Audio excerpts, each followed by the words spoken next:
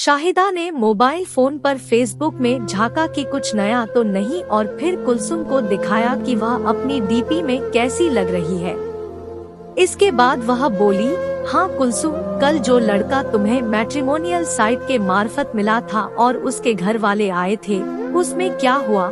और तो सब ठीक है शाहिदा आंटी, कुलसुम बोली। जरा एक अड़चन है। कैसी अड़चन?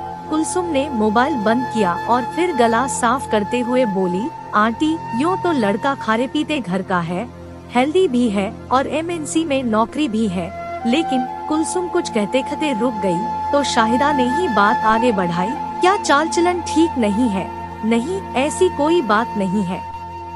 लड़का बहुत शरीफ है, पर एक तो पापा का हाथ तंग है और लड़का तलाकशुदा है। पहली से उसका 3 से 4 साल का बच्चा भी है। कस्टडी तो माँ के पास है, पर हर हफ्ते एक रात के लिए आता है, इसलिए जरा हिचकिचाहट हो रही है। इस बार शाहिदा उठी और खिड़की के बाहर खड़ी होकर कुछ सोचने लगी। फिर आकर बोली, देखो कुलसुम, तुम पैसों की परवाह मत करो।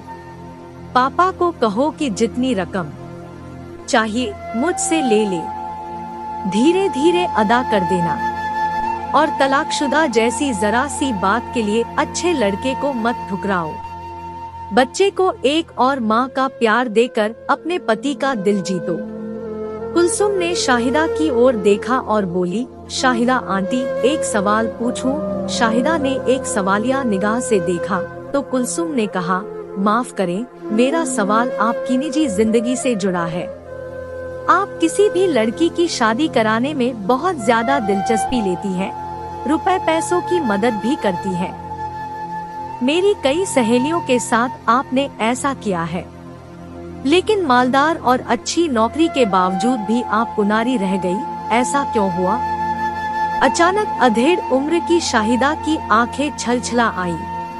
कुलसुम को लगा कि शायद उसने यह सब पूछकर अच्छा नहीं किया। वह उठते हुए बोली, आंटी माफ करना, शायद मैं कुछ गलत पूछ गई। आपका दिल दुखाने का मेरा इरादा कतई नहीं था। नहीं नहीं, बैठो कुलसुम, मैं आज तुम्हें सब कुछ बताऊंगी। शाहिदा एक टिश्यू से आंखें पोंछती हुई बोली, मैं अपने अमीर माँ बाप की इकलौती लड़की थी। लाड़ प्यार से पलने की वजह से और अमीर घराना होने से थोड़ा गुमान मुझ में भी आ गया था। जब मैं 15 साल की हुई तो मैंने पाया कि चौकीदार का जवान लड़का, जो देखने में भला चंगा था, मेरी तरफ खींचने लगा था और एक दिन मौका पाकर उसने मेरा हाथ पकड़कर कहा था, शाहिदा, मैं आपको दिलोजान से चाहता हूँ, मैं आपके लिए कुछ भी कर सकता हूँ। मैंने फुर्ती से अपना हाथ छुड़ाकर एक चांटा उसके गाल पर मारा और कहा, तो डूब मर चुल्लू भर पानी में, अपनी औकात देखी है।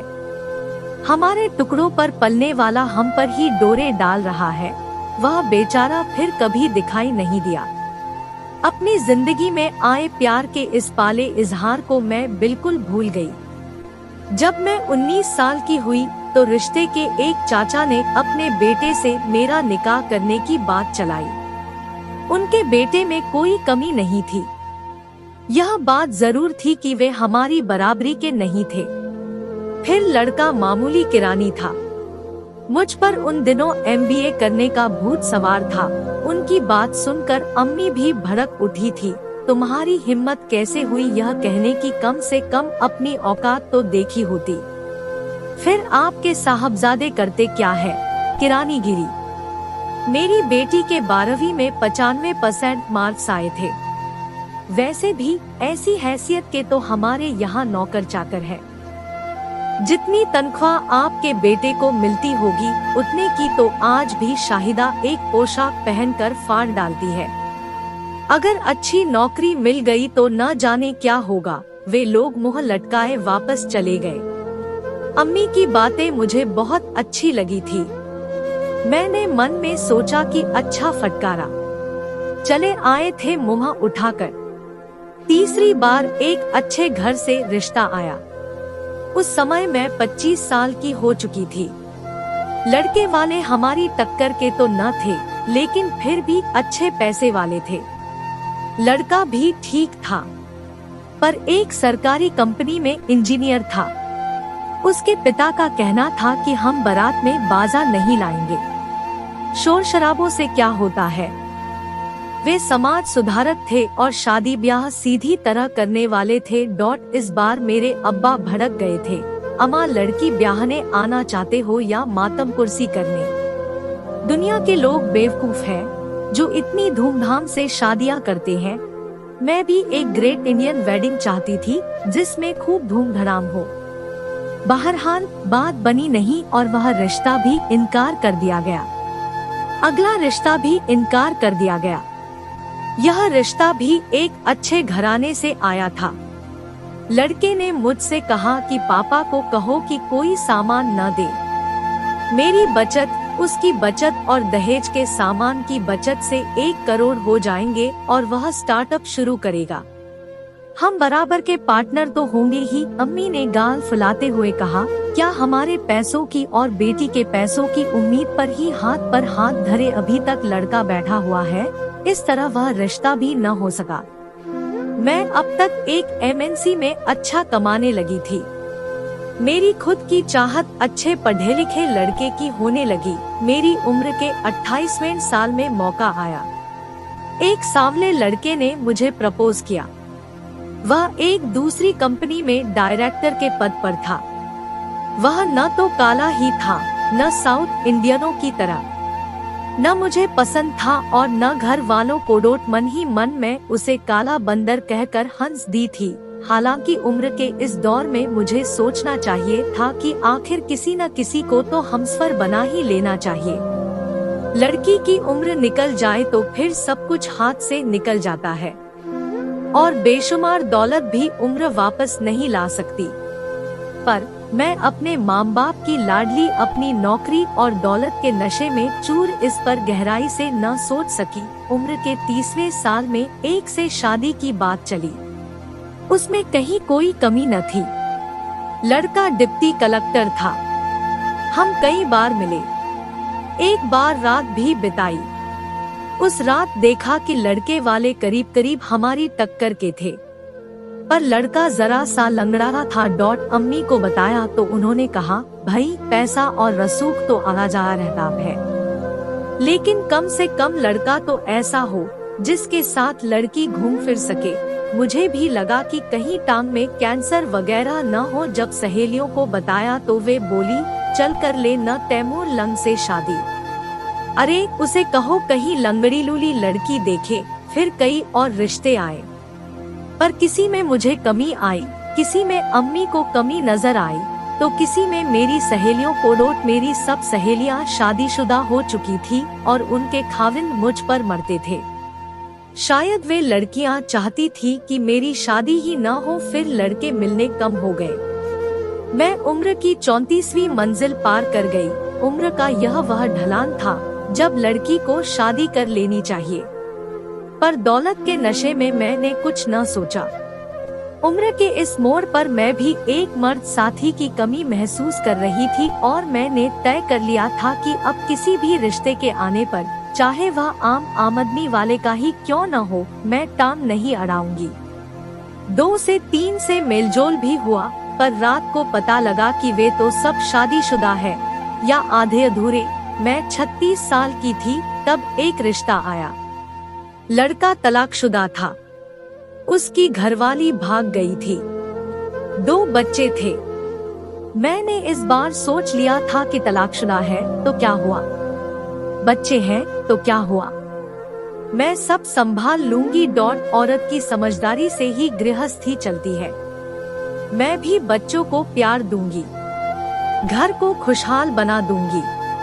पर बात मुझ तक आने का मौका ही नहीं मिला।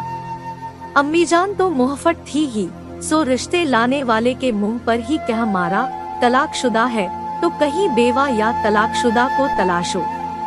हमारी लड़की में कोई कमी थोड़े ही है जो सेकंड हैंड के मत्थे मढ़ दे, और बस यही आखिरी रिश्ता था। फिर कोई रिश्ता नहीं आया। कुछ ही दिनों में माँ बाप ढेर सी दौलत छोड़कर मर गए। मैं नौकरी में आगे बढ़ती गई, पर मैं एक मर्द साथी के लिए बेचैन हो उठी थी। जो मिलते थे केवल 2 से 4 रात बिताते। एक मिला पर रात को बिस्तर पर हैवान होने लगा।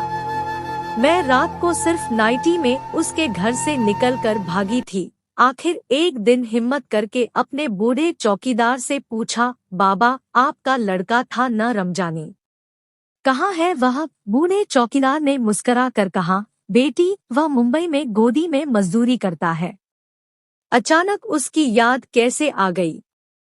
मैंने अपनी आंखें बचाते हुए कहा, यूं ही पूछा था। शादी तो अब कर ही ली होगी। बूढ़ा चौकीदार हंसा और बोला, शादी? अब तो उसके बच्चे भी शादी लायक हो गए हैं। फिर मुझे पता चला कि उन सभी लड़कों की शादियां हो चुकी हैं जिनके लिए मेरे साथ तार जुड़ने आए थे, और अब सभी बाल बच्चों में घिरकर जिंदगी गुजार रहे हैं। और मैं अपने और अपने माँ बाप की झूठी शान की वजह से उन मंजिलों को पार कर गई थी जो एक बार छूट जाने के बाद फिर कभी नहीं मिलती। मैं इस इंतजार में रही कि अब जो भी रिश्ता आएगा उसे फौरन मंजूर कर लूंगी, पर फिर कोई रिश्ता नहीं आया और मैं रिश्ते के इंतजार में उम्र को पीछे छोड़ने लगी। अब आईने में खड़ी अपने आप को देखती हूँ कि मेरे सिर के बाल सफेद हो रहे हैं, चेहरा भी कुछ ढीला पड़ रहा है। मैं समझ गई हूँ कि अब किसी रिश्ते का इंतजार बेकार है। एक औरत के रूप में मैं वह सब कुछ खो चुकी थी जो उम्र के एक खास पड़ाव तक ही रहता है। बस फिर मैं अपने अकेलेपन में कैद होकर रह गई। अपनी कहानी सुनाकर शाहिदा ने अपनी आंखों को टिश्यू से एक बार फिर साफ किया। उन्होंने अब चाय का ठंडा होता कप उठाया। थोड़ी देर तक चुप रहने के बाद वे बोली, कुलसुम, औरत बिना मर्द के बिल्कुल बेजान है। मैं नहीं चाहती कि मेरी तरह कोई और लड़की वह सुख झेले जो मैं झेल रही हूँ। तुम फौरन जाकर अम्मी अब्बा को मेरे पास भेज दो, मैं उन्हें समझाऊंगी। कुलसुम ने अपनी अम्मी अब्बा को शाहिदा के पास भेजा। शाहिदा ने उन्हें तलाकशुदा के साथ शादी करने के लिए राजी कर लिया। कुलसुम की शादी में शाहिदा ने उधार की रकम तो दी ही, अपनी तरफ से बहुत कुछ खर्च भी किया। कुलसुम को विदा कराकर जब वे अपने घर आई तो उन्हें ऐसा लगा मानो उनकी ही शादी हो गई है। हेलो दोस्तों, हम आपके लिए इस तरह की मजेदार और मनोरंजन से भरपूर कहानियां लाते रहेंगे। आप इसी तरह से अपना प्यार और सपोर्ट बनाए रखें।